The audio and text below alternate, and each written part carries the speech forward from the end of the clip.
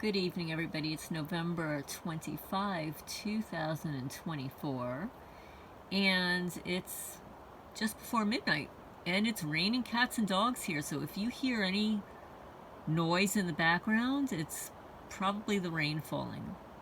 Okay, so this is the article that I wanted to read earlier, and it was given to me by one of my subscribers. And I thank you. It's actually dated October 26, 2011. So it's not a new article. It's been around for a while, but it's really important because it involves the Patriot Act. Please remember to hit the thumbs up. It helps the channel grow, get the message out there. My name is Lorraine. I am a targeted person. No, I don't want to be a targeted person, but it started in Manalapan, New Jersey, in a home I lived in for 30 years as original owner, and then it followed me to rural Kentucky. So I've lived here for almost 6 years, and no, it's quite different here. I'll just leave it at that. So now this article is from an online newspaper publication called the Electronic Frontier Foundation, or EFF. The article is written by Trevor Timm, October 26, 2011, and it's entitled 10 Years After the Patriot Act, a look at 3 of the most dangerous provisions affecting ordinary Americans. And I'm just going to say for the record, if I weren't a targeted person, I probably wouldn't know what the Patriot Act was, because nobody talks about it. Nobody talks about it in the news. It's not published anywhere. I think most Americans are completely unaware of it. So 10 years ago today, in the name of protecting national security and guarding against terrorism, President George W. Bush signed into law some of the most sweeping changes to search and surveillance law in modern American history. Unfortunately known as the USA Patriot Act, many of its provisions incorporate decidedly unpatriotic principles barred from the First and Fourth Amendments of the Constitution. Provisions of the Patriot Act have been used to target innocent Americans and are widely used in investigations that have nothing to do with national security. Much of the Patriot Act was a wish list of changes to surveillance law that Congress had previously rejected because of civil liberties concerns. When reintroduced as the Patriot Act after September 11, those changes and others passed with only limited congressional debate. And I'm just going to say for the record, a lot of these Congress people, they don't even read the bills or the laws that are being presented to them. They probably saw the word Patriot Act and they said, oh, that sounds good. Sign off on it. Just what sort of powers does the Patriot Act grant law enforcement when it comes to surveillance and sidestepping due process? Here are 3 provisions of the Patriot Act that were sold to the American public as necessary anti-terrorism measures, but are now used in ways that infringe on ordinary citizens' rights. Section 215, quote, any tangible thing. That means any damn thing. Anything, anything, anywhere, anything. Section 215. Under this provision, the FBI, my favorite Bureau of Investigation, can obtain secret court orders for business records and other quote-unquote tangible things, so long as the FBI says that the records are sought for an authorized investigation to protect against international terrorism or clandestine intelligence activities. Oh my goodness. What could that be? Searching the internet? Talking about conspiracy theories? Or what about those conspiracy facts? Oh, yes. That would be a clandestine intelligence activity. The Foreign Intelligence Surveillance Court, FISA, must issue the order if the FBI so certifies, even when there are no facts to back it up. We could just make things up. These things can include basically anything: your driver's license records, hotel records, car rental records, apartment leasing records, credit card records, books, documents, internet history, and more. Adding insult to injury, Section 215 orders come with a quote-unquote gag, prohibiting the recipient from telling anyone ever that they received one. As the New York Times reported, the government may now be using Section 215 orders to obtain, quote, private information about people who have no link to a terrorism or espionage case, unquote. The Justice Department has refused to disclose how they're interpreting the provision, but we do have some indication of how they're using Section 215. While not going into detail, Senator Mark Udell indicated the FBI believes that it allows them unfettered access to innocent Americans' private data, like a cell phone company's phone records, in bulk form. You know, Edward Snowden, he warned us about this, right? And of course, he's called a traitor instead of a hero. I call him a hero.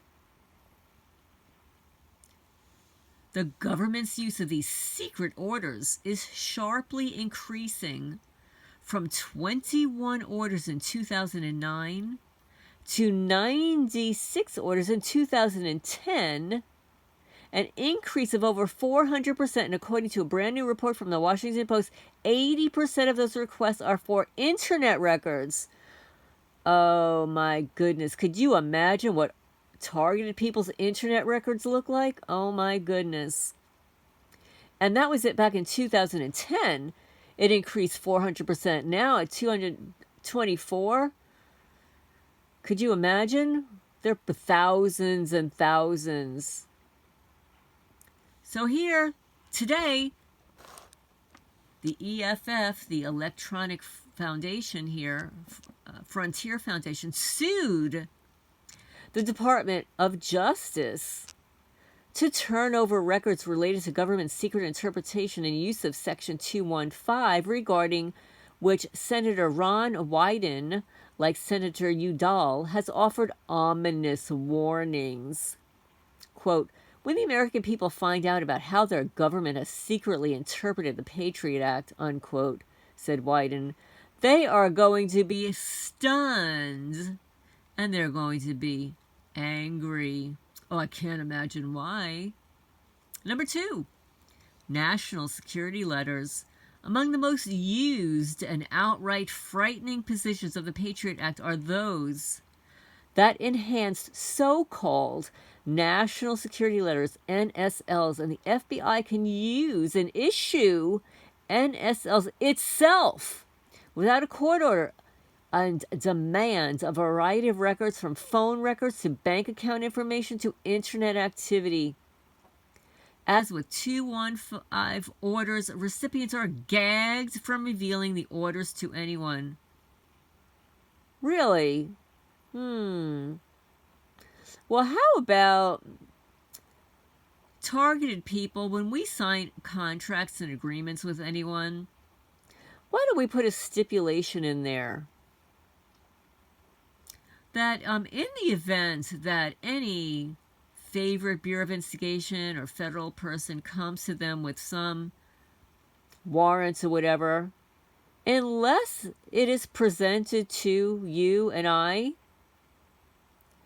it should be considered null and void and ignored. And if for some reason the person that we are employing, whether it's a moving company or a realtor, we need to have them sign our own little disclosure that says that they cannot provide any of our personal information to anyone without our written consent. Otherwise, they can be sued. I think that's what we should do. While NSLs existed prior to 2001, they were infrequently used. The Patriot Act lowered the standard, making it easy for the FBI to use NSLs to obtain the records of innocent people with no direct link to terrorists or spies, and their use rocketed. According to the ACL's report on the Patriot Act abuses, there were 8,500 NSLs issued in 2000, but approximately 192,000 issued between 2003 and 2006. All of these NSLs led to one, listen, only one terror conviction. And in that case, the NSL wasn't even needed. Not surprisingly, the EFF FOIA requests have found abuse of their NSL authority, mistakes that led to getting information on the wrong people, ISPs handing over extra or wrong information, and dozens of exigent letters that circumvented the law and violated FBI guidelines and policies. EFF, the Electronic Foundation Frontier, has successfully challenged the NSL gag orders in multiple cases as unconstitutional under the First Amendment, but the overall scheme still survives today. Now, mind you, this goes back to 2011, this article, number 3, sneak and peek warrants. I'm telling you, they're peeping Toms and peeping Janes. They're a little bunch of perverts. Section 213 of the Patriot Act normalized sneak and peek warrants. These allow law enforcement to raid a suspect's house without notifying the recipient of the seizure for months. Oh, is that when you took my iPad, my new wallet, my noise deafening earphones, and what about my Chromebook? Was that a sneak and peek? Thieves, you're nothing but a bunch of thieves. These orders usually don't authorize the government to actually seize any property, but that won't stop them from poking around your computers. Again, sneak and peek warrants could be used for any investigation, even if the crime was only a misdemeanor. From 2006 to 2009, sneak and peek warrants were used a total of 1,755 times. That's only what we know. Only 15 of those cases, a microscopic 0.8%, involved terrorism. The rest were used in cases involving drugs or fraud. These uses and abuses of the Patriot Act against ordinary Americans are only the tip of the iceberg. EFF has repeatedly documented how federal law enforcement agencies have abused our nation's broken secrecy system to hide specific instances of illegal and unconstitutional conduct related to the Patriot Act. EFF's Freedom of Information Act requests have painted a picture of an FBI engaged in excessive illegal intelligence gathering. No, they would never do that. You're kidding me. Oh, no. They only instruct their police officers and sheriff's department to hand out phony badges so they can continue to stalk innocent people for profit. After 10 years, it's crystal clear that the emergency, quote-unquote, measure sold as a necessary step in the fight against terrorism is being used routinely to violate the privacy of regular people in non-terrorism cases, threatening the constitutional rights of every one of us.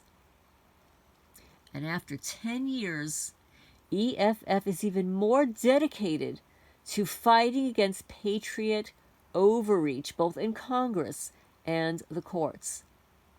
And they're saying, help us in that fight by becoming an EFF member so that we can work together in making the next 10 years better for civil liberties than the last.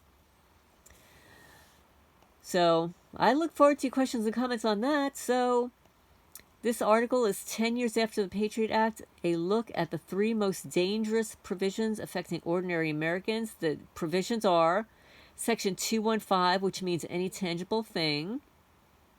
Number 2, national security letters, NSLs. And 3, sneak and peek warrants, where they can just poke around in your panty drawers and get off on it, right? They can come into your house and sneak through your panties, your bras, the little perverts. Yeah, this is what it is. It's the sneak and peek pervert warrants. But anyway, this is Lori in Alternative Homesteading. I hope you enjoyed my reading this article, and I look forward to your questions and comments down below. And I think we need to change the sneak and peek warrants, and I think the FBI needs to be investigated. And I'm sure the incoming president will have no problem doing that.